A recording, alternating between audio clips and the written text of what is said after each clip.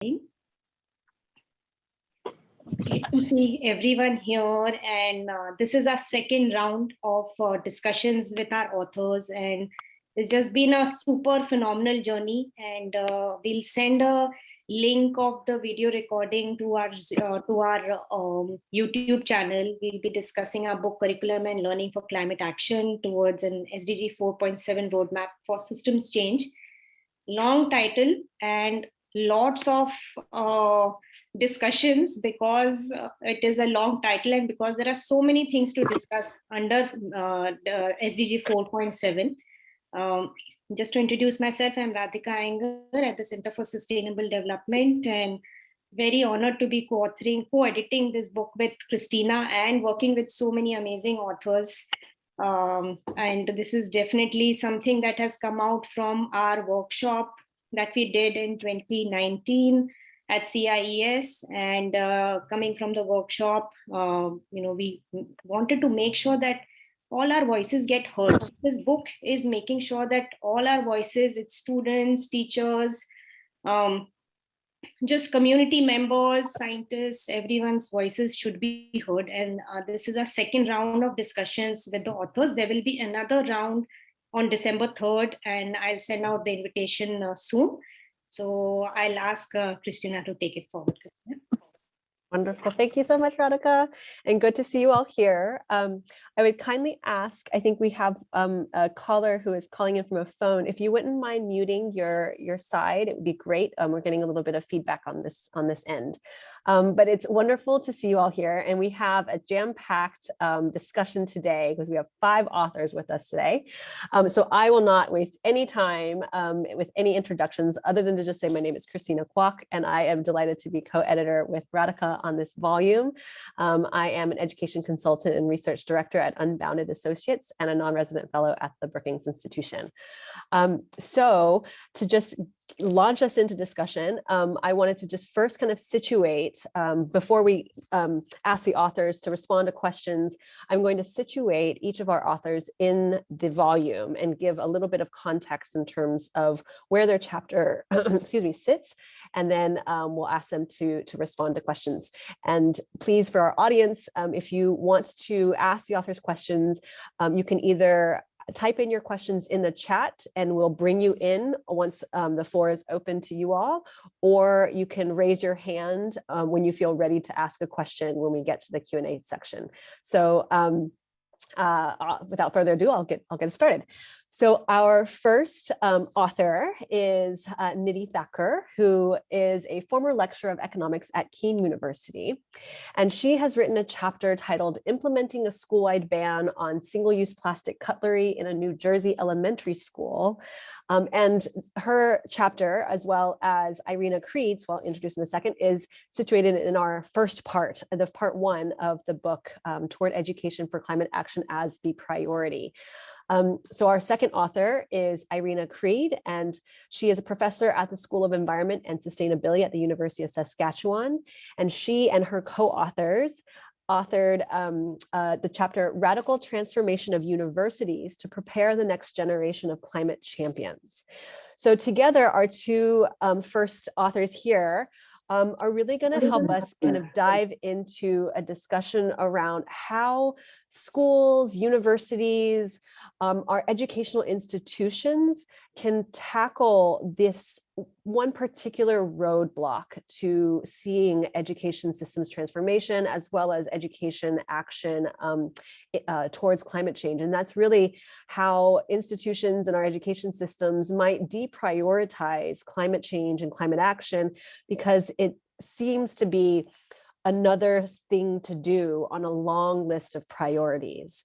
But what our 2 authors here today have in their chapters, or Irena and her many co-authors, as well as Nidhi, have shown us is that this is not the case, and that climate action doesn't have to be another checkbox on a long list of to-dos, that it can be integrated throughout our very institutional orienting principles and structures. So maybe I'll start off with a question from me, and then I'll bounce it back over to Radhika after our authors have a chance to respond. So in particular, I would love for you all maybe Nidhi, we can start with you to really talk a little bit about how your chapter suggests or what your chapter suggests as recommendations for really mind shifting away from this idea that climate change is something to be added on instead of integrating fully as a cross-cutting priority. So maybe Nidhi, maybe we can start with you, and then Irena, you can also provide some thoughts here. Thank you, Christina and Radhika, for having us here. So I'll get started right away. As you mentioned, my chapter highlighted the role of leadership, in particular, a primary school as an elementary school principal, and how he went about implementing sustainable change in the school system, in the school environment, to be more precise. So I would say that one of the mind shifting would be that the role of leadership becomes very important for the obvious reason that there is a hierarchical pressure that can come from leadership. But more than pressure, we also want a modeling behavior. In this context, literally the principal in question here is being asked to go over and above the call of duty and literally live it. Live what you want others to do. Live the sustainability model, because the dynamics of sustainability is that it needs to be practiced. It is a more practical proposition. So be the person or who herself or himself does not use plastic cutlery, washes the sustainable cutlery, because someone's got to do the dirty work. So the model here was spoons being replaced, right? Plastic cutlery being replaced. So there was dirty work to be done. Someone had to do it. It could not be the invisibles doing it. And he stepped up to it. So, you have to take that entire model and implement it. And therefore, if it wasn't the leader doing it, it might have become very difficult. I'll go back to the sentence, call of duty. So the next step then is, let's redefine the duty of the principal. Is it just what has been, traditionally considered as the leadership role, or can we define it to go beyond the scope of, just numeracy and literacy? Can the leader actually bring in his or her views on things which are not listed in the curriculum just yet? And that is where I think when we talk about bringing ESD actively into the curriculum comes about as the next step towards it, right? I think that's where I'll wind up for now. For, the mind shift can be through the practicum laid down by the leader. Thanks, Nidhi. Irena, you want to chime in a little bit here? Absolutely. What a wonderful group of authors to be part of. And thank you for the privilege of contributing. Whereas the previous author talked about the call to duty at the scale of primary and secondary schools, I'm talking about universities. And we know that universities are motivating centers of teaching, learning, discovery, innovation, and entrepreneurship. And I would say that universities not only should, but must deliver on actions to stabilize the world's climate, but also to help drive those local climate transitions to a just and sustainable future. But I don't think we're ready to do that. I think that many universities need to undergo what we call a radical transformation, a process that will require two activities. One is radical thinking, and the second one is transformative action. Now, maybe it's not radical thinking and transformative action to this group because we all are primed and ready to work on this, but for many institutions, it is. And so we think that universities should embrace radical thinking by thinking of themselves as microcosms of society. If a university with all of its potential cannot meet the climate challenge, how can we expect the rest of society to do that? And so I think that we need to become leaders to model the way of how to mitigate and adapt to climate change. The other part of radical transformation is for how we can be inspirational and be agents of change for the world. In other words, we need to develop the strategies to mitigate and adapt to climate change and become those global leaders to demonstrate workable solutions capable of being broadly diffused and scaled. But unfortunately, as I said before, to undergo this radical transformation, we're going to have to change the very DNA of our academic organizations. And so we're going to need a coalition of a willing to do so. Thank you, Irena. Thank you, Nidhi. My follow-up questions to your basic premise that you've suggested. I just want to ask you in detail, maybe just a couple of operational steps or implementation steps. First to Nidhi, we keep talking about this whole school approach, ESD whole school approach. And in this case, you're discussing a principal's willingness to do this. But do you also want to discuss some of the challenges that the school leadership could face while trying to do these green initiatives in the school? And for Irena, you talk of these transformative steps, and as you very rightly said, that even now, if we are thinking of this radical vision, transformative steps, I think it's like really high time that we start implementing these transformations and these radical thinking into reality within the universities, which are really the beacon of knowledge and forward thinking. So maybe some practical steps that you can suggest the universities to take, or in your chapter you discuss the role of universities. But are there some easy hanging fruits that we can that the universities can start their work on this path? Okay, so I'll get started. Thank you, Radhika. In essence, you're asking about the challenges, right? So let me start by recapturing that in my study, the principal was not just the supporter of a green initiative, he was almost the initiator. So there were, of course, rumbles in and around the environment that he was living in for the green movement, but he took it upon himself to kind of literally trailblaze through the school with that idea.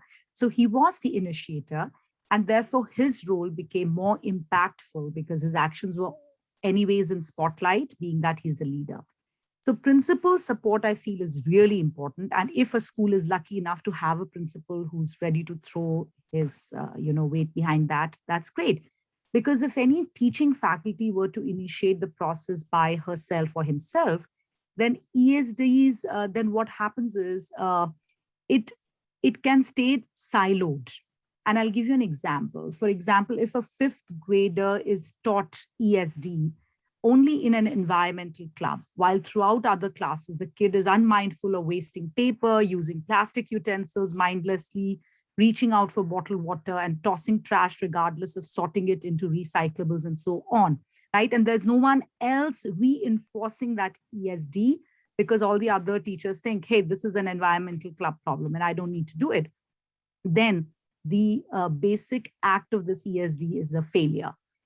Who is going to bring the entire faculty together? It will be the leader who will bring in. So having a principal who can at least support an initiation by someone else would also be great.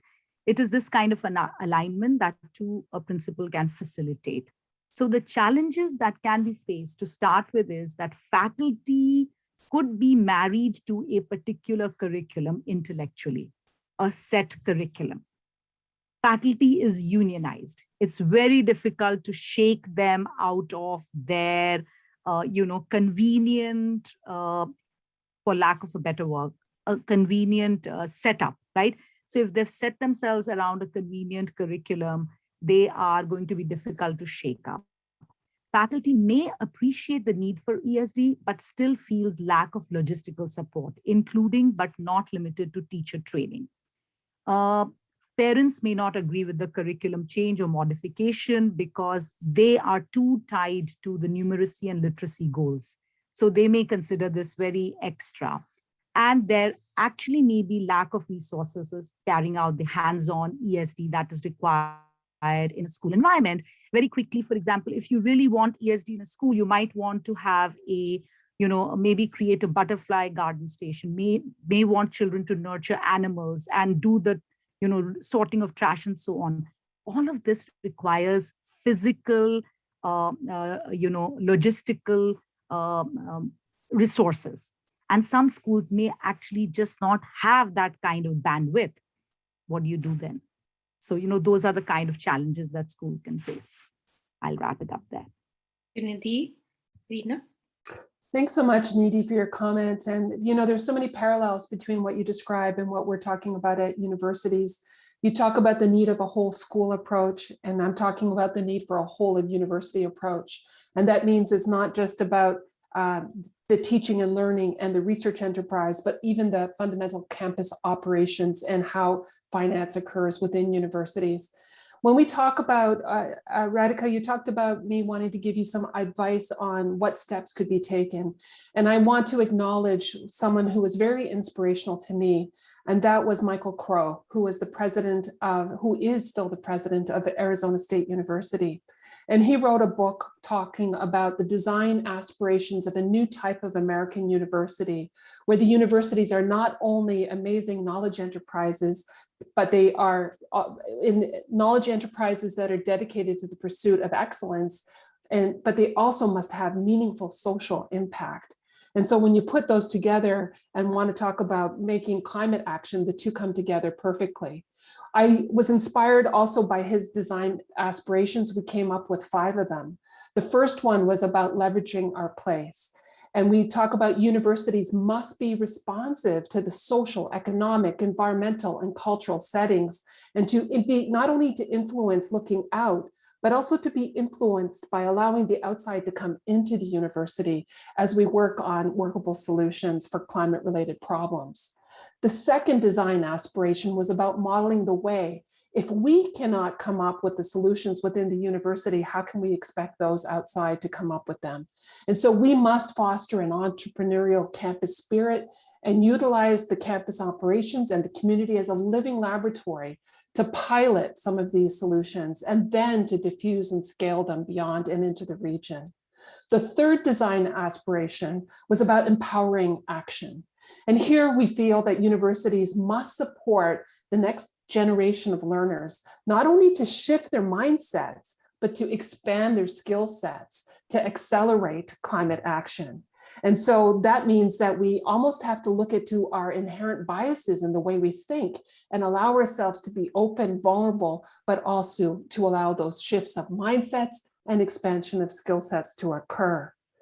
The fourth design aspiration was that we can't create everything from new. We need to capitalize on the strengths that we already have. And so we must come together as a campus community. And the National Science Foundation in the US talks about the convergence. One of the big 10 big ideas that they talk about is a convergence of knowledge. And I would argue within universities, we need a convergence of knowledge so that we can focus on creating and implementing these workable solutions to all aspects of climate change. And then finally, our fifth design aspiration is that we have to remember the society and the community that we're embedded in. We need to catalyze social change. And so we must not stop at the discovery. We need to transfer and translate that outside. And so universities really must promote, engage, and support shared knowledges, expertise, and experiences to affect the change needed.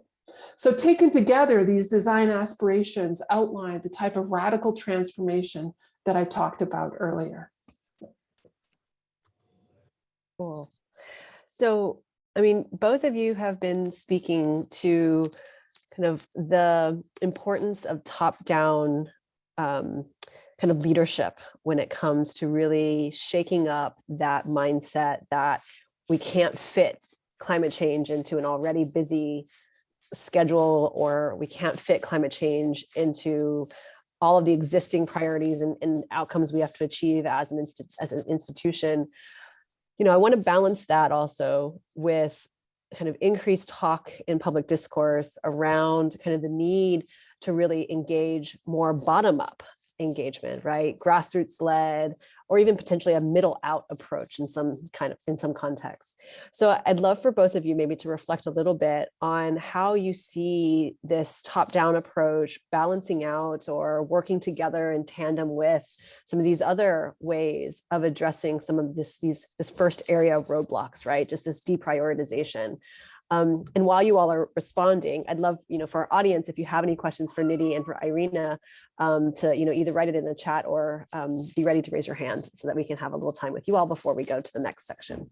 So Nidhi and Irena, any thoughts on sort of how to balance that, top down, bottom up, middle out kind of approach to systems change here?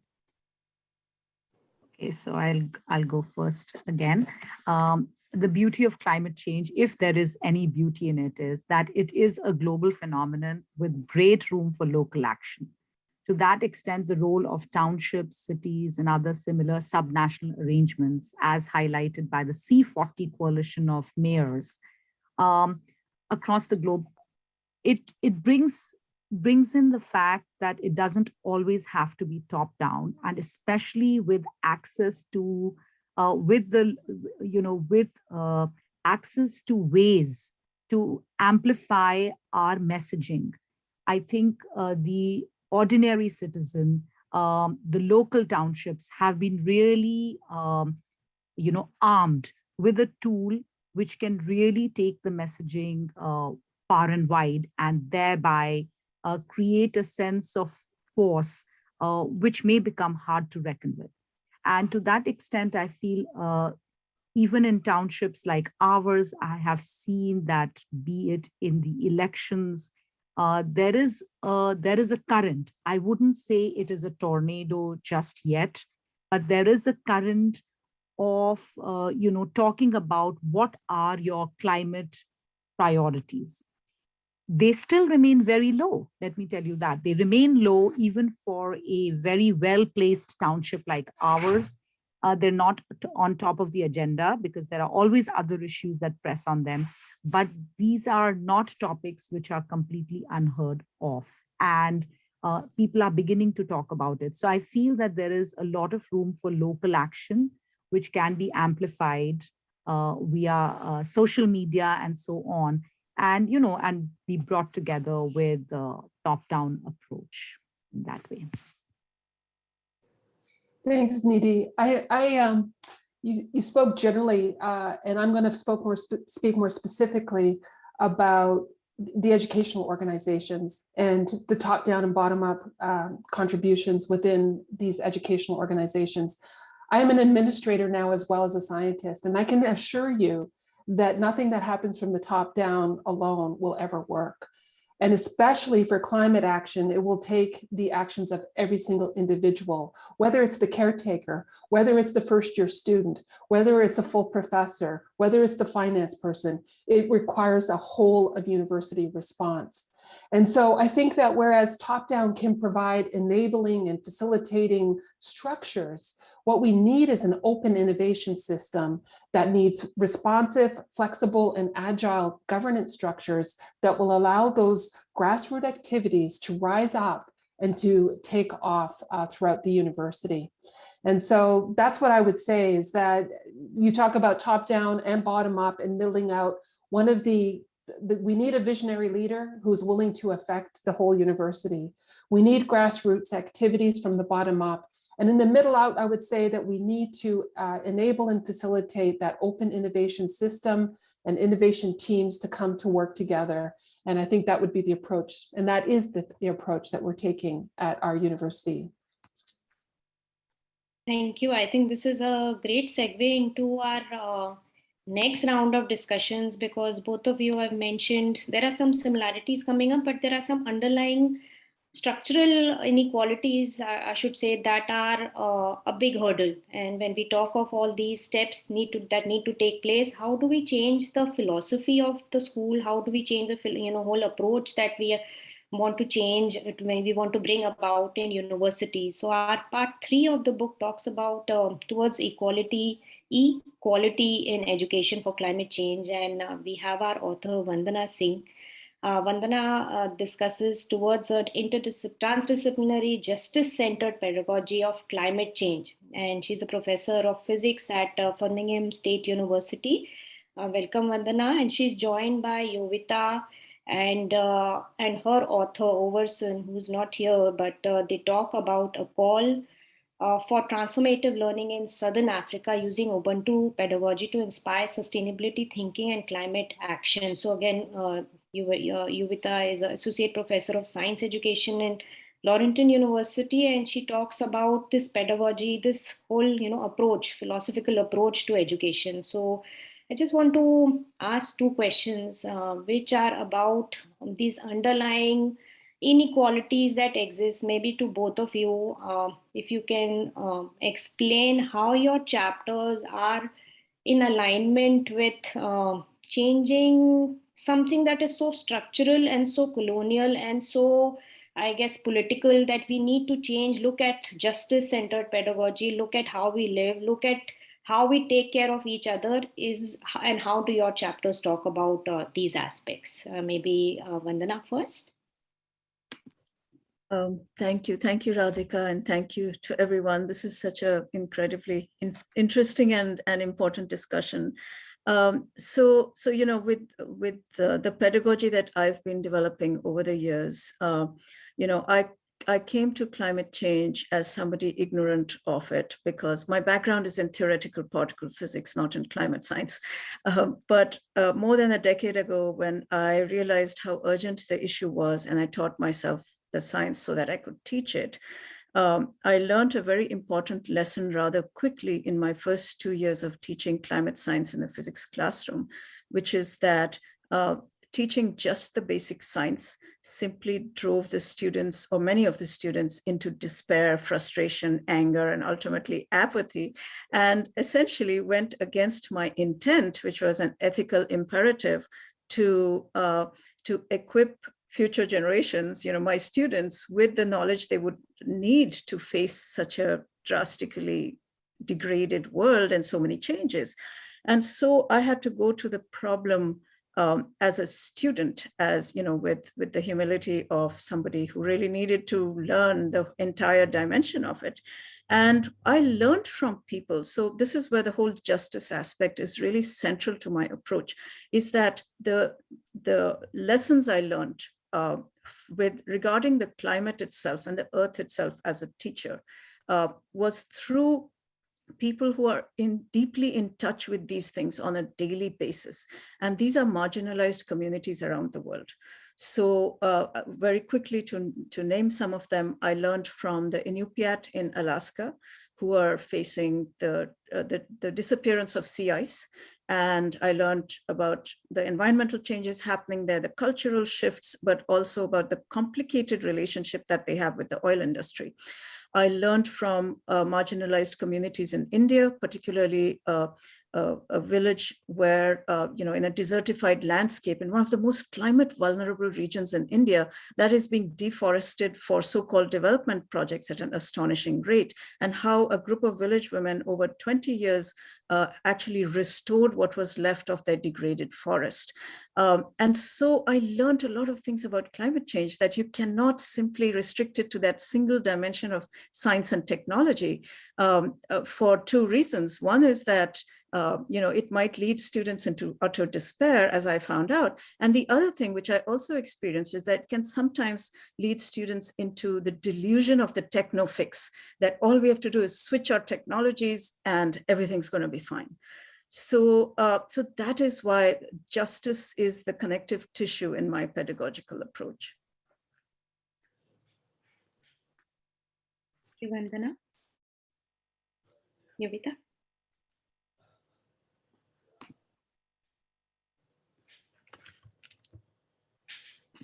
Oh, thank you, Radhika. Yeah, so in our chapter, we focusing on education in Southern Africa, where the challenges that people in Africa are facing right now. It's actually the climate change, the climate crisis is escalating problems that are already there.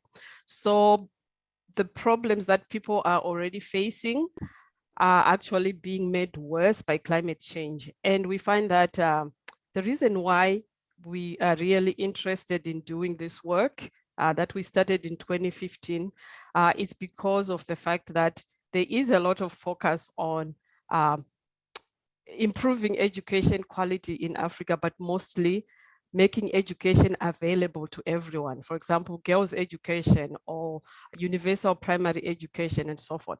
But the focus has mainly been on the facts, right? And on the data, like how many people are educated and so forth. So when we look at the climate crisis and how it's exacerbating problems in Africa, we were thinking about how can we look at quality that actually makes sense. So for example, when you're looking at climate change, we realize that facts alone, research has shown that facts alone cannot improve the situation that we have with climate change. We need to take action. Action has to be taken. So looking at the ESD processes and seeing how they are actually focusing on action-oriented education and education that is that focuses on the local problems, which is a challenge in Africa. So I think one of the suggestions that I would have is that we have a lot of organizations that are funding education in Africa and other countries in the global south, but focus is mostly on facts and on data. But there is need to focus on ESD processes and making that education meaningful, and especially with climate change education. So equality, especially in the context of countries in the global south, is ensuring that everybody has a quality of life. And if we are making sure that everybody has access to education, it has to be education that is making, for example, communities more resilient to climate change. So having an education that focuses more on ESD processes that make education more meaningful for the learners, instead of having a lot of educated people who cannot actually, who don't even care about climate change because it's not part of the system. So the idea of, trying to improve the quality of education without focusing on how useful it is to the people is what we are trying to in our chapter, we are trying to look at how can the education be useful to people, especially in the face of climate change. How can we have solutions where education is more community focused, where students can be able to identify problems in their communities and work with their communities in collaboration to solve issues and build resilient communities. So Yovita, you and Overson kind of elaborate quite a bit on using the Ubuntu philosophy as a way to not only draw on that relevance piece that you just spoke about in terms of kind of philosophical orientations in Southern Africa. Tell us a little bit about how you all, conceptualize this Ubuntu philosophy as being able to promote ESD and actually tackle some of the, deeply rooted colonial aspects of our modern education systems, and how that colonial aspect in many ways blocks the opportunity to really tackle sustainability challenges in ways that can be transformative. So I'd love for you to elaborate a little bit more on that, because I think that is a pretty core piece of your chapter. Okay, yes. So the Ubuntu philosophy, I think we found that as a low-hanging fruit, as you put it, because we, as I mentioned in 2015, when we started looking at how schools are integrating ESD in the curriculum, we started looking at the curriculum to analyze the curriculum to see how ESD is positioned in the curriculum. And we found that the new curriculum that was revised around 2010, they started including the Ubuntu philosophy as a guiding, as a guiding post. But at the same time, we found that there wasn't a lot of practical, like, okay, what does Ubuntu philosophy, how does it translate to pedagogy? So Ubuntu philosophy is a model that supports collective agency. So the philosophy exemplifies universal human interdependence, that is humans, as people, making sure that we support each other and we live in solidarity. and we value humanness as opposed to valuing things. And also it has the sense of community that is, traditionally among the African people. So when thinking about ESD and climate change, we were looking at, okay, how can this philosophy be, made more practical? So we looked at a number of projects that are currently going on in Africa. And we find that there are a number of NGOs that are working with schools actually to try and promote action-oriented and community-based education. So because in the curriculum is still, Western-based and also traditional in the sense that it's, the teacher transmission model of teaching, which does not even include any, although the ESD is also included in writing in the curriculum, but there isn't a lot of, description of how these ESD processes can be integrated in the teaching process to make sure that, learning is meaningful. So the facts-based kind of teaching, it doesn't help the students because there are a lot of, educated people, for example, in Zimbabwe, but they don't even have jobs and they don't even contribute to any developments that can help, especially in the face of the climate crisis. So the projects we looked at, for example, the Wildlife and Environmental Conservation Society of Zambia runs a smart climate, they have this smart action toolkit, and they also have a youth club where they are trying to promote youth climate ambassadorships, where students actually do these projects where they learn more about climate change. So, and they look at case studies and they do modeling scenarios and so forth. But these clubs, these are not exactly clubs, but they also, it's just like voluntary. And so you have teachers who volunteer to participate. So although schools may agree to be part of these projects, they may not even support the teachers. So when we visited these schools, we found that was a big challenge, whereby the teachers would approach us and say, oh, can you talk to our principal? She can't even allow us to use this piece of land, for example, to have a vegetable garden and so forth. So when we got the opportunity to write this chapter, we looked at how these projects actually can help. So for example, we looked at the fact that most of them are focusing on care and responsibility for the environment, conservation practices, community service, and they use methods that are, for example, storytelling and peer education, which really promotes the ESD learning processes. So we decided, we have actually managed to look at our philosophy and try to see how can it be put into practice.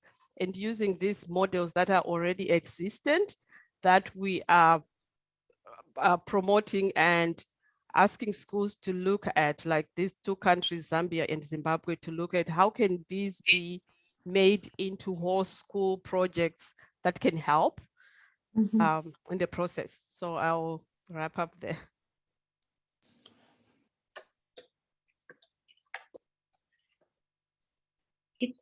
Any other thing from Vandana before we move on? Any other addition? Or maybe from Vandana, it would be great to hear a little bit about how in your chapter you talked about several different dimensions of this transdisciplinary pedagogy, and maybe you could talk a little bit about how these components, you had sort of an epistemological dimension, a psychosocial dimension, including scientific and technological. Maybe talk a little bit about that for us. Yeah, thank you, Christina.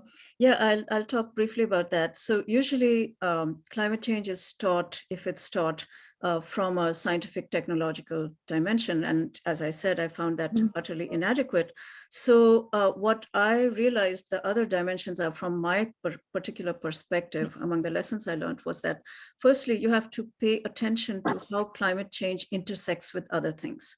And so you cannot talk about climate change without talking about our socioeconomic system, which is based on injustice and inequality and colonialism. And so we need to talk about things like that. So for me, the transdisciplinary dimension is like really looking at climate change from these multiple perspectives, not just the scientific technological, but looking at also how they entangle, how they crisscross, and how they feed each other. So that's part of it. And by the way, part of the way that the transdisciplinary dimension also comes in is because climate change is not the only problem there is. Like if anyone was paying attention to the UN COP26 meetings, like, you know, we see climate reductionism, we see carbon reductionism. It's absolutely maddening because it's such a narrow focus that it can be totally counterproductive. So we know that there are other problems. We know that there's species extinction. Very few people know that the nitrogen cycle as well as the carbon cycle is heavily imbalanced, and that there's also land system change. So we need to look at these problems in this integrative way, and that's one place the transdisciplinarity comes in. And then there's also what I call the epistemological dimension, which really should be onto-epistemological, but it would become too long. And this is what I mean by it, that the way that we think about the world is informed by our paradigms. Paradigms in the sense of our often unacknowledged worldviews, concepts, and so on and so forth. And I would argue that this is a bit of an oversimplification, but nevertheless a useful one, that the dominant paradigm of modern industrial civilization is a kind of mechanistic Newtonian sort of paradigm, where, you know, you look at things in a reductionist, atomistic, mechanistic way. And that drives the way we theorize economics, that drives the way we theorize what and act on what it means to live, the conception of happiness, the conception of a good life, all of that, including our relationship with the rest of nature. So looking at and actually kind of making the invisible paradigm in which we are immersed become visible, and also contrasting it with other epistemologies like indigenous ways of knowing, you know, is really, really important. And in fact, what Yovita just talked about with regard to Ubuntu, now, you know, I've been hearing people, you know, associated with COP from the global north say things like, we don't have time to come up with new ideas, you know, we got to like work with what we have and so on. And it's like, there are ideas out there. The reason you don't know about them, I can tell you in one word, and that's colonialism. Imagine an economic system that would be built around the concept of Ubuntu. I mean, why don't we have something like that on the table? You know, colonialism. Ideas from the global south have gotten pushed to the margins because of this. That's why the epistemological dimension is so important. And then finally, the psychosocial dimension, because we really need to pay attention to students and including to our own selves as to when and how and in the ways in which we react to learning about climate. Often students have very strong emotional reactions, and we know that at least in the US, there's an epidemic of anxiety among college students. So are we overloading them with more disaster stuff, with more doom? And yet we have to tell the truth, right? So how do we do all that?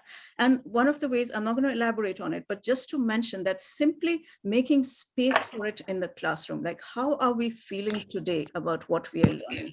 And then working with it. Like, for instance, I've invited an environmental poet to the class to write, you know, do a little poetry workshop on the grief that you feel about the world that we won't have, you know, all of those things that really, really helps us go through the valley of despair, because the only way is really through, go through the valley of despair and grief, and then emerge on the other side ready to act. So you know, like I said, justice is the connective tissue of these 4 dimensions, but I'll stop there.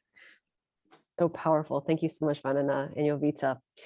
So I think we're gonna now shift over to our fifth part of the book and our last but not least author who's with us today, Estefania Pihen Gonzalez. Estefania is founding director of E4 Education, which is a social enterprise supporting governments and NGOs and schools and individuals to implement ESD. And she's also completing her PhD in education at UC Santa Barbara. And so Estefania has authored a chapter called Toward ESD Lessons from Asia and the Americas. And I think this, after Vandana and Yovita's chapters and discussion on, the kind of pedagogical approaches, the kind of education that's needed to really address both quality and equality, it ultimately boils down then to how do we capacitate and strengthen and empower teachers as agents of climate action. And that's where Estefania's chapter comes in. So maybe we can just launch in there. So we've heard that there's a lot of context drivenness that needs to be recognized in our approaches.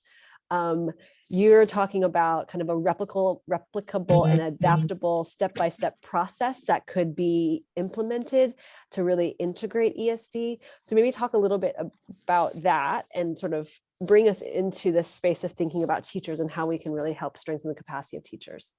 Yes, of course. Thank you first for the space and the invitation. It's an honor to be with all these amazing thinkers and agents of change. So yes, I want to start by emphasizing that in the chapter, what I was hoping to was to provide a series of examples that can perhaps hopefully be motivational and act as a guidance, right? Because every single school, and I'm going to talk about K to 12, because that's where I work. Every single school is different, right? Their realities in terms of finances, of the administrative support they have, the politics. I mean, there's so many things happening in a school community. So there's two main things in the chapter. One of them is a series of examples that provide routes to how to begin adopting ESD at your school based on each of these schools' profiles. So there's a school in Bali that was funded with lots of money. There was support with the idea that it was going to be a school oriented around learning about environmental sustainability. An example of a school in Costa Rica, which was totally the opposite. Very low funded, was very much restricted by what the accreditation process with the Department of Education was imposing, right?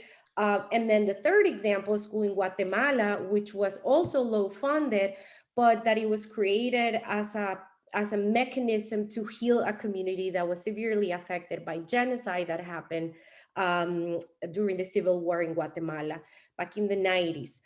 So what I want to rescue from that is that each of these examples hopefully provides readers with ideas, and perhaps some of the readers say, hey, that is happening at my school. This is how maybe that applies to my school, and this is how I can change it. There's not one single recipe. Like, listen to what we just heard, right? There are so many recipes, and there should be, right? Learning about and for sustainability cannot be one manual that we all follow like robots, right? Because we're trying to change that type of education and that type of learning. And we can't do that, number one, because of the context, right, that each school community has, and also because of the issues, right? And not only the issues, like Vandana said, what is being done? Oh my gosh, the amount of things that are happening in terms of innovation, solutions, actions, right? In each community, in each nation is so different, and we have to integrate that. So that's kind of like the first big part of the chapter. The second part of the chapter is more specific to helping teachers start that process, K to 12 teachers, right, that are teaching core subjects, start the process of creating a lesson plan that makes a marriage between learning about and for a sustainability issue and a core academic topic. So fractions, differential equations, chemical reactions, right? We're learning about and for gender inequality in their country, climate change, evidently, because that's the focus of this book. So that process again, I would say that it hopes readers to begin the very uncomfortable process of figuring out, how do I make this marriage? How do I structure a lesson plan that my principal is going to be happy with, that meet the standards, that the parents are 100% sure that the kids are getting ready for the standardized testing that a lot of schools still need to abide to, right? And teachers suffer great pressure from parents saying like, well, you want my kid to do a project on recycling. How is that going to help him or her get a good grade in these national standardized tests? So this is a method called IAS. And again, it's just my little contribution saying, maybe you need to switch it. Maybe there's something else you need to add. Go ahead and do it, right? But it's to put people on that path to begin figuring it out. How do I structure? How do I do this marriage? Because teachers are not taught these. Teacher education programs, sadly, right? They're still teaching the teachers to teach to the standards, right? So it's terrifying. It's terrifying, especially when these programs are running, I don't know, a year and a half, 2 years, which is happening more and more. There's a shortage of teachers, so programs are starting to get a little bit shorter. And then you send them to a classroom with all these different variables and pressures. And then we're telling them like, well, now you also need to make, you know, the future agents of change. And how do they do that, right? So the IAS method is, it's something that I picked up from 9 years of working at a little tiny school that I led, where we were very low funded, but we were very passionate, right? We were helping each other. So I want to say that it's something that I rescue from my work with many amazing teachers from around the world. So I was just paying attention to what they were doing kind of organically as they were helping each other. And then, yeah, you can get the details in the chapter, but I do please want to like reinforce that idea of, it's a way to get you setting that structure, but you are the architect. You as a teacher are the designer. When you get to the A, which is the academic IAS, choose the issue based on your own resources and your own literacy levels about this issue. But like Vandana said, not just the mechanics, the causes, the consequences, also like what's happening, how are we tackling these locally or globally. Then when you get to the A, which is the academic topic, that's where the teacher needs to start figuring out from this basket that contains all ESD pedagogies, which ones do I pull out to start creating my whole lesson, right? That can span through, I don't know, a week, 2 weeks, 3 weeks. And then making sure that all those learning outcomes related to learning about and for sustainability are being accomplished. So at least is there some fostering of local and global citizenship, empathy, a desire for curiosity, innovation, right? And then the end just kind of reminds the teacher, the S of the IAS is, okay, now go back and check that those standards that perhaps are so strict in your school are being met. And that allows the teacher to make tweaks and small additions. Now, when I use it for trainings and in research, what I have noticed that comes in handy is for teachers to have the lesson plan format that their particular school demands, because the IAS is helping them do the ideation, the design, and then they're transcribing those ideas, because each school demands a different lesson plan format, right? And we really can say like, this is the format that works for every K-12 around the world. That's impossible, right? So that's kind of like a summary of the chapter in a way, yeah. Thank you, Estefania. I think your chapter really gets into the examples of how it is done, how is this curriculum, climate change curriculum integrated, what is the process. So I think I really appreciated your chapter in giving the nitty-gritties of, this is the process to be followed.